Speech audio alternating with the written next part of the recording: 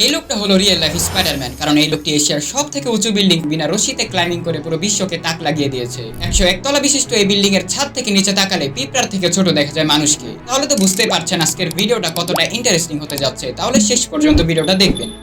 এই লোকটির নাম অ্যালেক্স হনল্ড, যে কিনা রিসেন্টলি জানুয়ারি 2026-এ তাইওয়ানের সব থেকে উঁচু বিল্ডিং বিনা রশ্মি মানে খালি হাতে বেয়ে উঠেছিল, যা সরাসরি নেটফ্লিক্স সম্প্রচার করেছিল। আর এর কারণেই নেটফ্লিক্সের মাধ্যমে আমরা অনেকেই তাকে প্রথমবারের মতন দেখেছি। তবে এই দুর্ধর্ষ স্ট্যান্ডটি করার আগেও সে এর থেকেও ভয়াবহ স্ট্যান্ড করেছিলেন, যা আপনারা দেখলে রীতিমতো অবাক হয়ে যাবেন। তবে প্রথমে আমাদেরকে এটা জানতে হবে এই লোকটি যা করেছে তার আসলে নাম কি। অ্যালেক্স হনল্ড যে স্ট্যান্ডটি করেছে তাকে সোলো ক্লাইম্বিং বলা হয়। আর ক্লাইম্বিং মূলত 5 ধরনের হয়ে থাকে। বোল্ডারিং, যেটাকে আপনারা বলতে পারেন সোলো ক্লাইম্বিং করার প্রথম ধাপ, কারণ এখানে শেখানো হয় কিভাবে ক্লাইম্বিং করা হয়। নিচে ম্যাট্রিক্স বিছানো থাকে সেফটি পারপাসে। Number 2, lead climbing. এইটা হলো পাহাড়ে ওঠার সময় পরিকল্পিতভাবে কিছু লক লাগানো থাকে, যেখানে ওঠার সময় হার্নেসের সাথে বাঁধা রোপটি অ্যাটাচ করে উঠতে হয়। তুলনামূলক খুব কম ঝুঁকিপূর্ণ। টপ রোপ, এই সবগুলো থেকে এটা সহজ এবং সুরক্ষিত, কারণ এখানে উপর থেকে রশি নিচ পর্যন্ত থাকে, যার মাধ্যমে বেয়ে বেয়ে উঠতে হয়, যা খুবই কম ঝুঁকিপূর্ণ। ফ্রি ক্লাইম্বিং, এই ক্লাইম্বিংটি করার সময় সেফটির জন্য সাথে রশি থাকে, তবে সেটা উপরে উঠতে কোনো রকম সাহায্য করে না।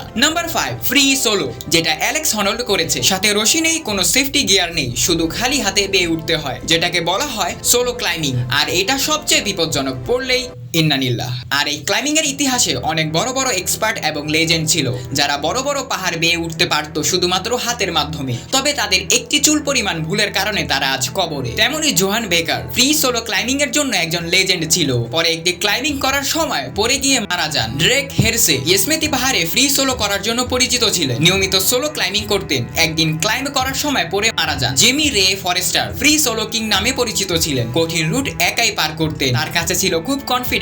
শেষ পর্যন্ত একা ক্লাইম্বিং করতে গিয়ে পরে মৃত্যুবরণ করে। মাইকেল রিয়ারডন সমুদ্রের ধারে সোলো ক্লাইম্বিং করতেন, একদিন বড় ঢেউ এসে তাকে আঘাত করে, যার কারণে সে পড়ে গিয়ে মারা যায়। অ্যালেক্স হনল্ড, যে একজন জনপ্রিয় এবং এক্সপার্ট ক্লাইমার, সে পূর্বে ইয়েসমেতি ন্যাশনাল পার্কে থাকা একটি বড় গ্রানাইট পাথর ক্লাইম্বিং করেছিল। পাথরের উচ্চতা ছিল 900 মিটার, আর সেই উঁচু পাথরের পাহাড়টি বেয়ে ইতিহাসের পাতায় তার নাম লিখে ফেলেছিল। প্রতিটা পথ ছিল ভয়াবহ, হাত স্লিপ হলেই শেষ।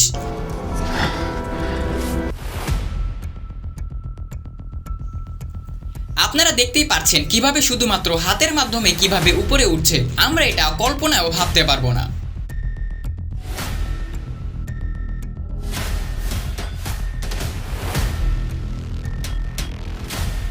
সত্যি তাকে বলা যায় রিয়েল লাইফ স্পাইডারম্যান। তবে সে শুধু এই পাহাড়টি বেয়ে থামেনি, মুনলাইট বুট রেস জিও ন্যাশনাল পার্কে অবস্থিত একটি স্যান্ড বিগেস্ট স্টোন ক্লাইম্বিং করেছে। আপনারা দেখতেই পাচ্ছেন এই স্পাইডারম্যানটি কিভাবে পাথরের মাঝখানে ফাটলে থাকা জায়গাটি ধরে ধরে কিভাবে উঠছে উপরে।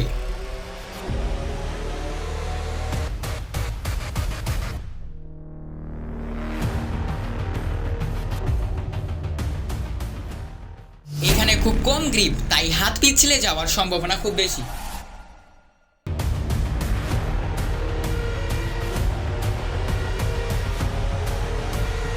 ভাই, এই বান্দা থেমে থাকার মানুষই নয়। হালফ ডম ফ্রি সোলো, এই সরু পাথরের পাহাড়টি দেখে এভাবেই ভয় লাগছে, আর সে এটা শুধুমাত্র হাতের মাধ্যমে উঠেছে, ভাবা যায়?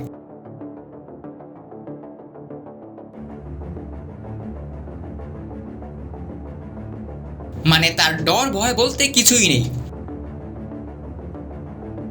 এত উঁচুতে বাতাসের পরিমাণ প্রচন্ড থাকে, আর সে যেমন করছে মানে তার কাছে মনে হচ্ছে এটা কিছুই না। আসলে তার এই কাজের বোধ ঘাড়ে আসছিল ছোটবেলা থেকেই। সে ছোটবেলা থেকেই ক্লাইম্বিং এর প্রতি আলাদাই একটি টান ছিল। তার পরিবারে রয়েছে তার স্ত্রী এবং একটি কন্যা সন্তান। অ্যালেক্স হনল্ডের বাবা মার ছোটবেলায় ডিভোর্স হয়ে গিয়েছিল, সে তার মায়ের কাছে বড় হয়েছে। তার বর্তমান বয়স 41। তার যখন 19 বয়স ছিল তখন তার বাবা মারা গিয়েছিল। সাধারণত এই সময় বাবা মারা যাওয়ার কারণে তাকে ভেঙে যাওয়ার কথা ছিল, তবে সে সেটা না করে সে আরো ফোকাসড হয়ে গিয়েছিল তার এই ক্লাইম্বিং এর জগতে। সে তার সম্পূর্ণ জীবনটি তার প্রফেশনের কাছে বিলিয়ে দিয়েছিল। সে এখন একজন ফুল টাইম সোলো ক্লাইমার। আসলে পৃথিবীটা অনেক বড়, এবং আমাদের এই পৃথিবীতে এমন আরো অনেক অনেক মানুষ রয়েছে যারা আমাদের মতন সাধারণ মানুষ নয়। তেমনি বলা যায় এই অ্যালেক্স হনল্ডকে বাস্তব জীবনের স্পাইডারম্যান।